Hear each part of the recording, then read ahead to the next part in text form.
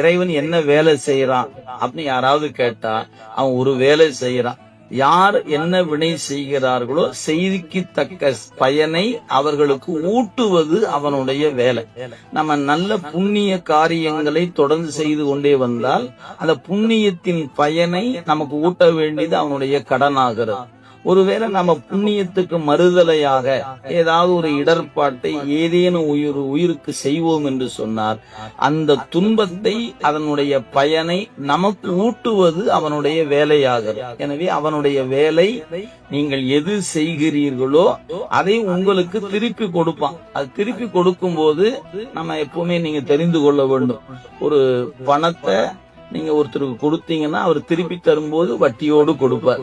நீங்க யார்த்தையாவது கடன் வாங்குனீங்கன்னா திருப்பி கொடுக்கும்போது வட்டியோடு கொடுக்கணும். இதுதான் அடிப்படை. வாங்கினதே கொடுக்க முடியாது. அத மாதிரி நீங்க செய்த வினை திருப்பி வரும்போது கொஞ்சம் வட்டியோடு சேர்ந்து வரும். அதுதான் கணக்கு. அப்ப நமக்கு ஒவ்வொரு வினையும் நீங்க இறைவன் பதிவேட்டுல ஏற்றி அதை திருப்பி நமக்கு ஊட்டும் போது நமக்கு அதுக்குரிய வண்ணம் ஊட்டப்படுகிறது.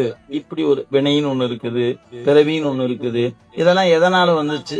ஆணவம் என்கிற ஒன்றால வந்துச்சு. அப்படிங்கிறது